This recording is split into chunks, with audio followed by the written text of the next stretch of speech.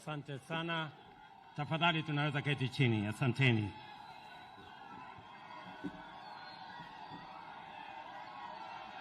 Mama Eileen Ogolla, watoto wake Lona na Joel,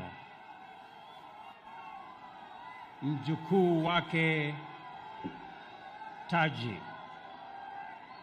pamoja na familia, jamaa, ndugu,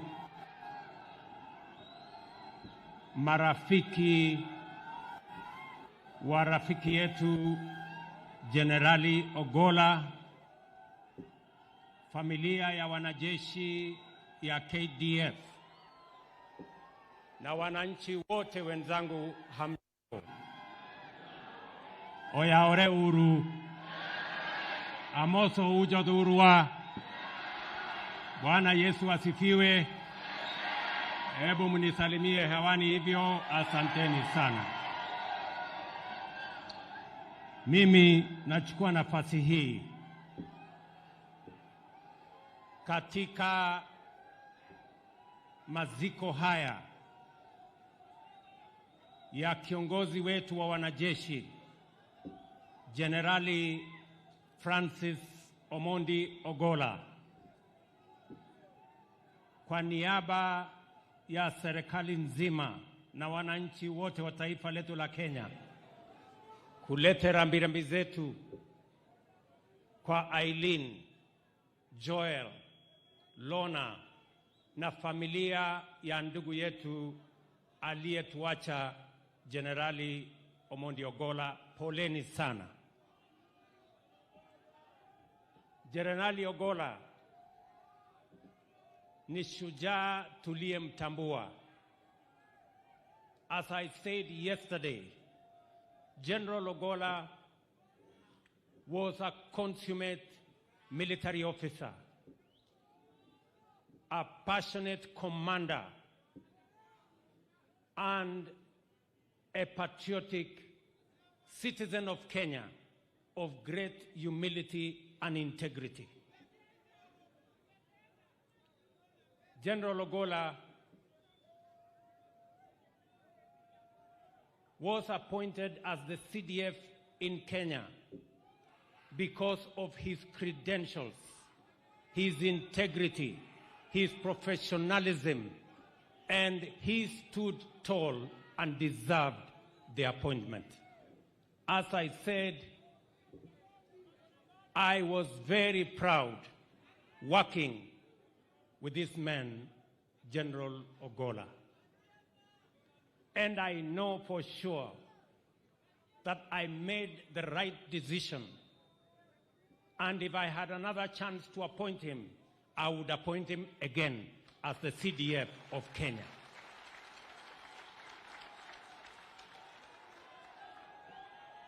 I am very confident, as I was then, that in the hands of General Ogolla, the security of Kenya was assured. He demonstrated in strategy, in word, and in deed that he loved this country, that he wanted the best for Kenya, and he stopped at nothing to make sure that Kenya was safe and every soldier, wherever they were, inside the country and outside the country, was serving to their best of ability. And therefore, as we celebrate his life, many people don't understand the loss that we have incurred as a country. Those of you who may not have worked closely with General Ogolla as I did, you may not understand the kind of men that we have in this great Kenya. There are very few leaders. There are very few people who can fit in the categorization and the shoes of General Ogolla. I say this passionately because I know what Kenya has lost. When I got the news that there was a plane crash, it was a very heavy moment for us and for me, because I did make a commitment to the people of Kenya. And I have this to say. It is true, we have lost many Kenyans because of extrajudicial killings. It is also true that we have lost many Kenyans because of political assassinations. And I made a commitment to the people of Kenya that there will never be, and let me say this, as has been said here by others, for the avoidance of doubt and without any fear of contradiction, there shall never be again extrajudicial killings or political assassinations. There shall never be another occasion where we have bodies of Kenyans in River Yala. It will never happen again. Not under my watch.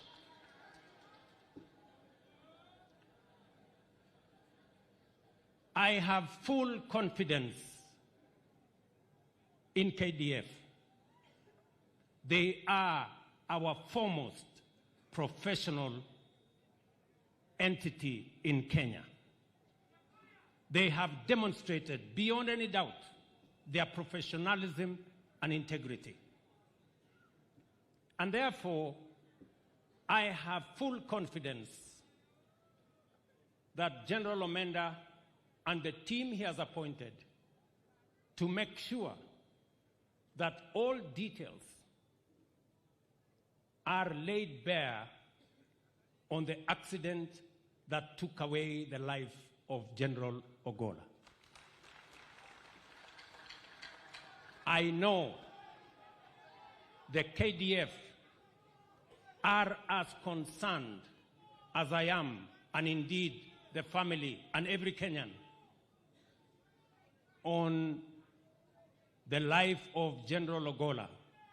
And I want to assure the country that the KDF, our Kenya Air Force, have the requisite integrity and professionalism to make sure that there will be no shroud of doubt on what happened to General Ogolla. Let me also say, as a country, that for a very long time, ethnic bigotry, ethnic profiling,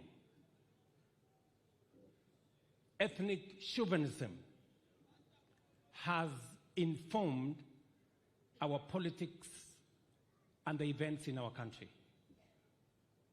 I want to commit to Kenya that we decided, and I committed, we are opening a new chapter in Kenya where every Kenyan will have an opportunity on account of merit and no other consideration. There is no position that is preserved for any group or any community or any religion. Kenya belongs to all of us. I want every child, as they grow in Kenya, for them to know that merit is going to be the yardstick for the far they can go in their lives. That is the Kenya that we all want to belong to. And that is the Kenya that I believe in. And that is the Kenya that I will work hard to make sure that it becomes a reality. That is our country. And therefore, as this great Kenyan, as we lay him to rest, he is a great example of humility, a great example of integrity. You can see the influence he has had on his family. His family is a great inspiration to all of us. In fact, they have made all of us strong because they believed in God, and their father brought them up very well. Joel and Lorna, you are great examples of children.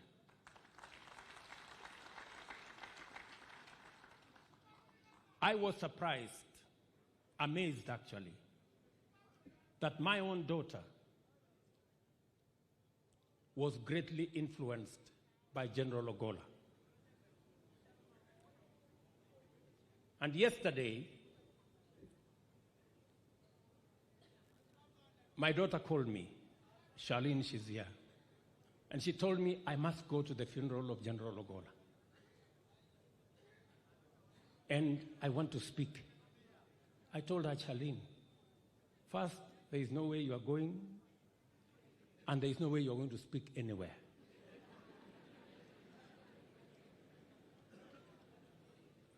So, but as fate would have it, she found her way here.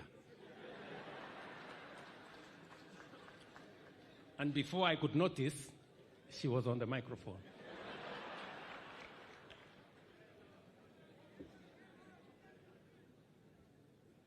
That is how General Ogolla was influential. Again, let me say this. I had asked my wife that since we were yesterday in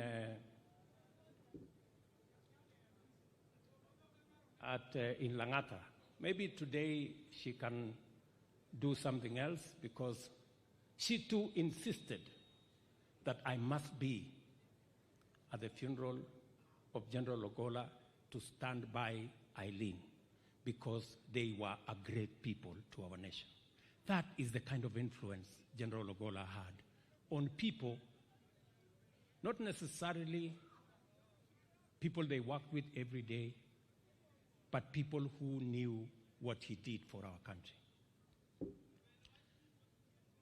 Many people may say many things because they don't understand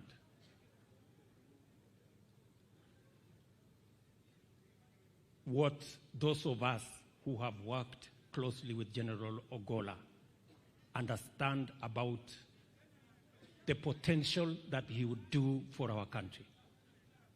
I am very sure the generals here know that they have lost a solid man. And I wish we could all spare him and give him a decent send-off. He deserves it.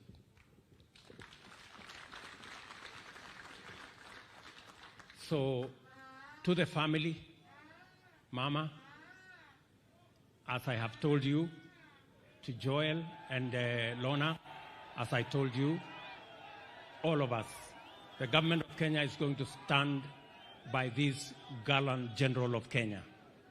We are going to stand by you as a family, and we are going to ensure that the plan General Ogolla had for the KDF will be implemented, and the great influence he had on our country will continue. I want to thank all the leaders who have come, and all of you have come to honor this great son of our country. To give assurance again to all our children that we are opening a new leaf and a new chapter where every child in Kenya is equal. Thank you very much. God bless you. Rest in peace, General Francis Omondi Ogolla. Asanteni sana.